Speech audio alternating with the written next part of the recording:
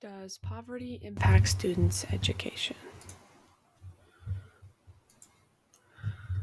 When it comes to education, students have young minds and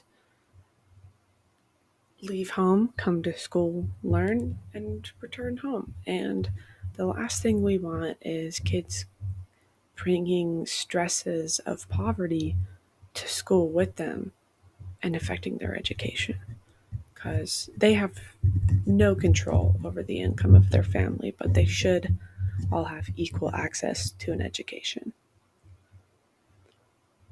It has been shown in Kelly Taylor's article that low income children can experience inadequacies with physical and cognitive development, which means this is affecting kids physically and mentally and affecting them in the classroom. And we want them to be able to get an education and grow up and be successful, but worrying about their family's income and poverty level can be detrimental. When it comes to low income areas with lower property taxes, public school funding is hard to come by. In recent studies, smaller public school districts that are predominantly white receive a significant amount more in funding than larger, diverse districts.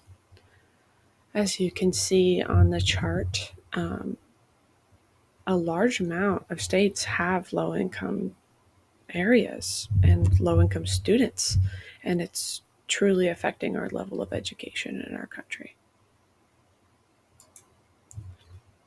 When it comes to the poverty level and children coming to school, another stressor of poverty can be whether or not they're going to have a meal that day.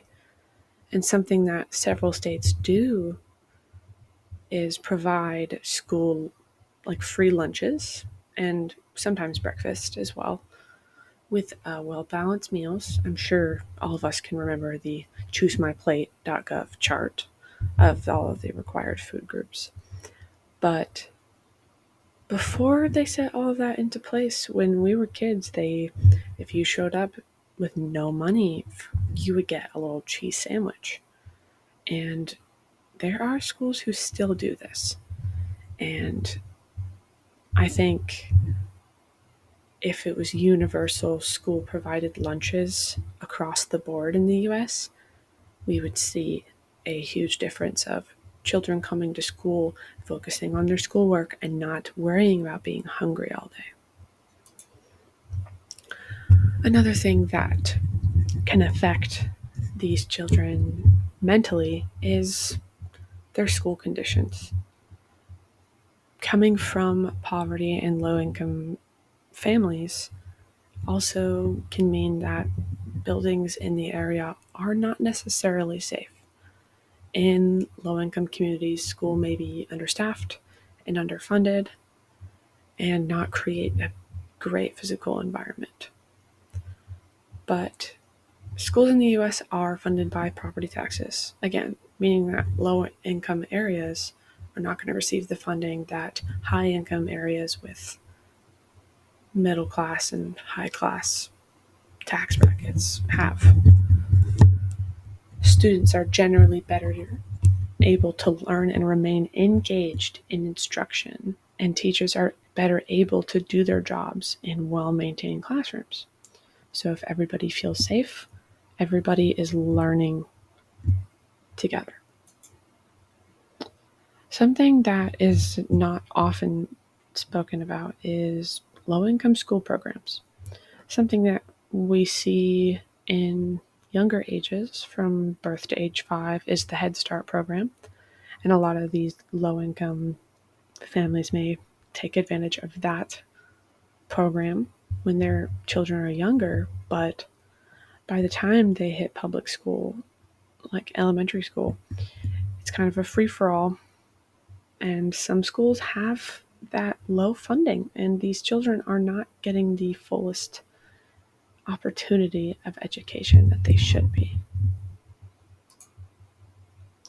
Now, an argument that has been brought to light in the last few years is whether or not higher income areas deserve higher education due to them being able to afford the area and afford the districts and afford property taxes that provide better funding.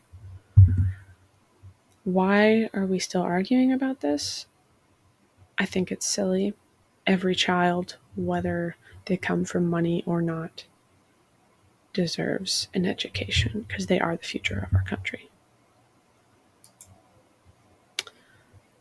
My perspective on the situation, coming from a middle class area in San Diego County, we had smaller cities with large districts that kind of made up all of the middle class and lower class kids as well. So we saw a lot of diversity, but there still was that bit of separation when it came to a lot of children having free lunches with the California statewide school lunch program that they provide. But it was always there that not every kid in the classroom is going to have all of the resources that other kids do. And having universal public school funding would help this crisis in our country and only create inspired students.